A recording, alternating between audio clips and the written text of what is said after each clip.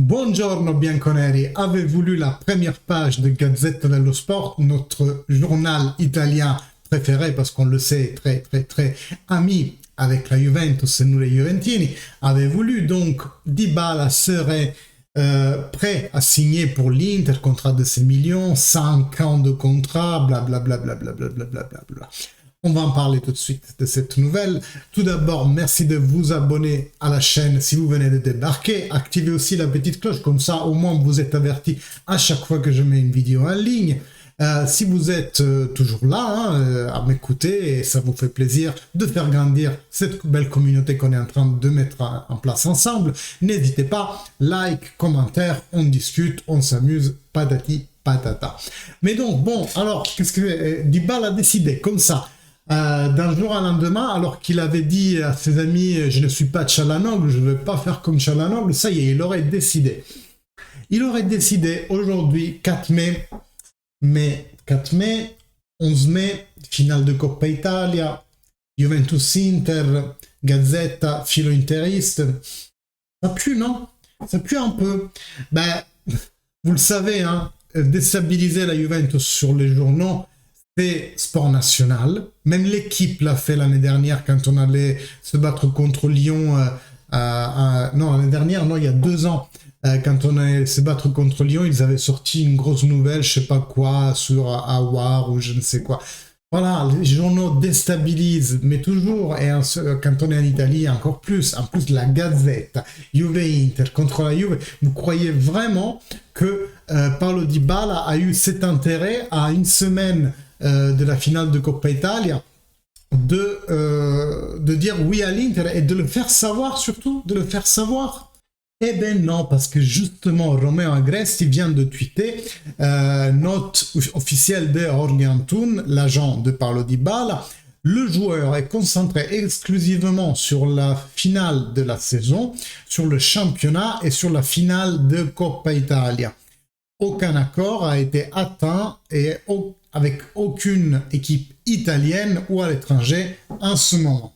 Donc, déjà, je l'avais dit dans un tweet ce matin, le timing est quand même bizarre. Ça vient de Gazzetta, on le sait. Mais là, l'agent, il vient de démentir. Donc, moi, je pense que ce poste d'Antun, il pue aussi. C'est-à-dire que, quoi bon, en fait? Dybala, en sortant de la Juventus, s'il a trouvé un accord avec une autre équipe, il n'y aurait rien de mal. Avec l'Inter, oui, il y aurait un peu d'amertume de le voir chez les rivaux, même encore plus si il a une continuité chez eux, qu'il marque beaucoup chez eux. Oui, ça sera difficile, on va pas le nier. Mais ce poste de D'Antun, pourquoi il le fait? Pourquoi il tient à dire en fait, à démentir ce que la Gazette a dit aujourd'hui? C'est quand même bizarre, non? Parce que le seul avantage dans ça, c'est la Juve qui le tire.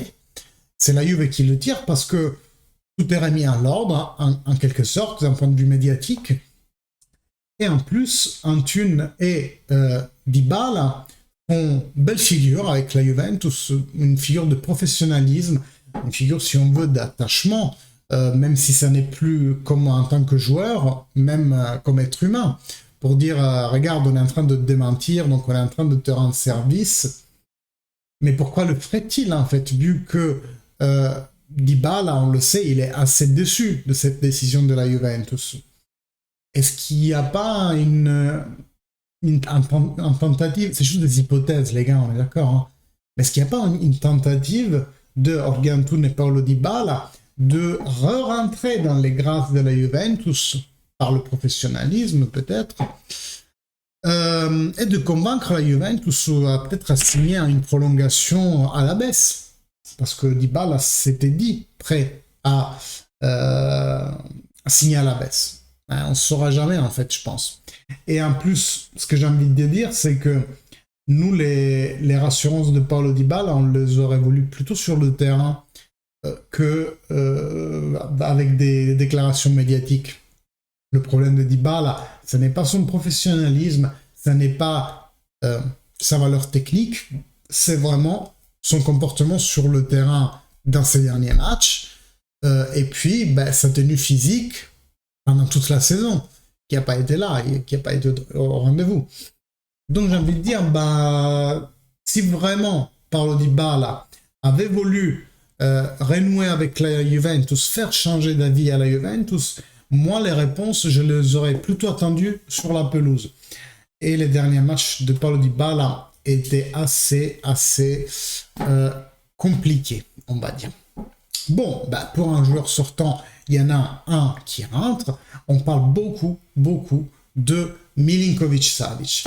Milinkovic-Savic qui est donc sortant de la Lazio, c'est une certitude, une quasi-certitude qu'il va sortir. Pourquoi? Parce que, quoi qu'il en soit, si Sarri reste ou si Sarri parte, Lotito veut refaire l'équipe en achetant peut-être 2-3 joueurs à haut potentiel pour l'année prochaine. Donc il aura besoin de cash. On parle beaucoup de Rugani et Arthur comme contrepartie technique, mais Lotito voudra du cash et il évalue le joueur aux alentours de 60, mais potentiellement il va même demander 75 pour ensuite baisser à 70. C'est ça les hypothèses plus ou moins que les journalistes plus ferrés de Mercato nous font entrevoir en ce moment. Certes, Milinkovic-Savic serait un bon remplaçant, au moins pour la partie technique de Paulo Dybala. C'est un joueur que cette année, c'est l'assist-man numéro 1 de la Juventus. Je ne sais plus à combien de buts et assists il en est arrivé, mais au-dessus de 10. Plus de 10 buts, plus de 10 assists. Donc c'est vraiment un joueur important. À voir comment il pourrait se caler dans l'environnement Juventus et aussi comment il pourra être employé par Massimiliano Allegri et dans quel type de compo. Voilà, c'était une courte vidéo. Aujourd'hui, je voulais en faire une autre sur le thème Allegri in, Allegri out. Mais il y a cette nouvelle qui est sortie. Je partageais d'un côté vous donner mon avis et peut-être même calmer certaines ardeurs qui ont pu faire naître chez vous ce genre de nouvelles par ma réflexion, si toutefois elle est juste. Et voilà, on en discute ensemble dans les commentaires. N'oubliez pas de liker. Moi, je vous rappelle que par le match de vendredi prochain que vous pourrez suivre ici en post-match, je serai aussi mercredi prochain à la finale Juventus-Roma à Rome, Juventus-Inter à Rome, pardon. Et donc je vous ferai voilà, des petites vidéos sur les lieux et le live post-match à partir de dehors l'Olympico, quoi. Donc merci beaucoup, like, commentaire, abonnez-vous et activez la petite cloche, comme ça vous êtes tenu au courant de toutes les prochaines vidéos. Et fino alla fine, forza Juventus. Ciao!